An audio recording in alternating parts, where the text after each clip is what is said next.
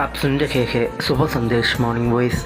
अब प्रभु का दास ओएम मात्यु पटना से वचन से बांटा जाएगा। मेरी आयु के दिन पग पग में सदा तेरी सेवा को पूरी करूंगा। मेरी आयु के दिन पग पग में सदा तेरी सेवा को पूरी करूंगा। एक पत्ती समान चलता रहूंगा, एक पत्ती समान चलता रहूंगा। तेरी महिमा मेरी कामना, प्रभु का धन्यवाद करूंगा। उसकी संगति में सदा रहूंगा। साथ चलूंगा मैं जय जरूर पाऊंगा, साथ चलूंगा मैं जय जरूर पाऊंगा। प्रभु का धन्यवाद करूंगा। परमेश्वर के नाम की स्तुति हो। प्रेरितों का काम 5वां अध्याय 1 से कुछ पद हम लोग अध्ययन करेंगे। और हनन्या नाम एक मनुष्य था और उसकी पत्नी सफीरा ने कुछ भूमि बेची और उसके दाम में से कुछ रेख छोड़ा, और ये बात उसकी पत्नी भी जानती थी, और उसका एक भाग लाकर प्रेरितों के पावों के आगे रख दिया। परंतु पतरस ने कहा, हे हनन्या, शैतान ने तेरे मन में ये बात क्यों डाली है कि तू पवित्र आत्मा से झूठ बोले और भूमि के दाम में से कुछ रेख छोड़े। जब तक वह तेरे पास रही क्या तेरी ना थी, और जब बिक गई तो क्या तेरे वश में ना थी। तूने ये बात अपने मन में क्यों विचारी? तू मनुष्यों से नहीं परमेश्वर से झूठ बोला। ये बात सुनते ही हनन्या गिर पड़ा और प्राण छोड़ दिए, और सब सुनने वालों पर बड़ा भय छा गया। फिर जवानों ने उठकर उसकी आरती बनाई और बाहर ले जाकर गाड़ दिया। लगभग 3 घंटे के बाद उसकी पत्नी जो कुछ हुआ था ना जानकर भीतर आई। तब पतरस ने उससे कहा, मुझे बता, क्या तुमने ये भूमि इतने ही में बेची थी? उसने कहा, हाँ, इतने ही में।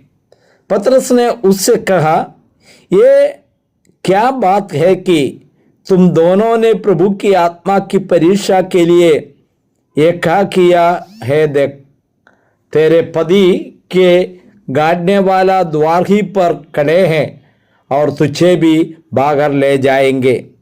तब वह तुरंत उसके पांवों पर गिर पड़ी और प्राण छोड़ दिए, और जवानों ने भीतर आकर उसे मारा पाया और बाहर ले जाकर उसके पति के पास गाड़ दिया। और सारी कलीसिया पर इस बातों के बाद सुनने वालों पर बड़ा भय छा गया। मैं इतना भाग इसलिए पढ़कर सुनाया है कि एक महत्वपूर्ण बात इससे हमें समझने के लिए है।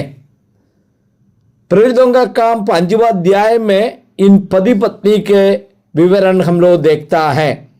हनन्या और सफीरा का कहानी।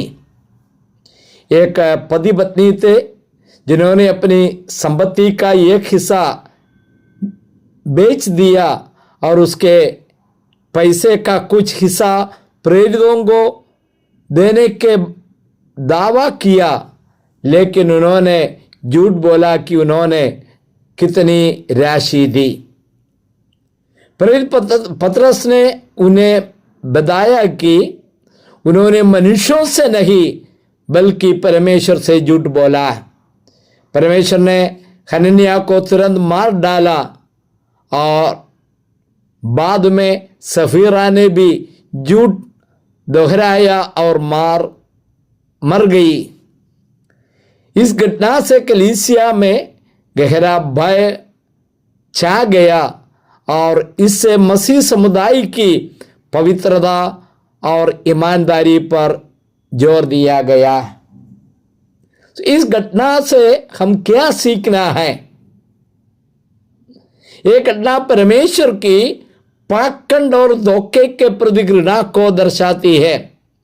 परमेश्वर पाखंडियों को पसंद नहीं करता, धोखा देने वालों से पसंद नहीं करता है। मसीह समुदाय उस समय नया और संगठित हो रहा था, इसलिए यह दिखाना महत्वपूर्ण था कि पाप की अनुमति नहीं है और उसे दंडित किया जाएगा। ये घटना यीशु की शिक्षाओं को भी दर्शाते हैं, जिन्होंने शास्त्रियों और फरीसियों के पाखंड पर कठोर दंड की घोषणा की है। मुझे सुनने वाला भाई लोग, परमेश्वर पाखंडी विश्वासी से पसंद नहीं करता, धोखा देने वाला से पसंद नहीं करता। यदि आप यीशु मसीह को अपना उद्धारकर्ता के रूप में स्वीकार किया है तो एक सच्चा ईमानदारी का जीवन बिताना यही परमेश्वर चाहता है। आपका जीवन कैसे है? अपने आप को जरा परख कर देखे। हम देखिए, परमेश्वर का खिलाफ में झूठ बोला। पवित्र आत्मा को हम देखता है परमेश्वर के रूप में। यदि किसी को शंका है कि पवित्र आत्मा परमेश्वर है, इस अध्याय में साफ रीति से बताते हैं कि परमेश्वर पवित्र आत्मा परमेश्वर है। इसलिए हमारा जीवन में भले आप मनुष्यों के सामने शायद अच्छा दिखता है, लेकिन परमेश्वर आपका दिल को जानने वाला, अपने आप को परख कर देखे। सुनने वाला सबको परमेश्वर आशीष दे। प्रभु के नाम की स्तुति हो। आमीन।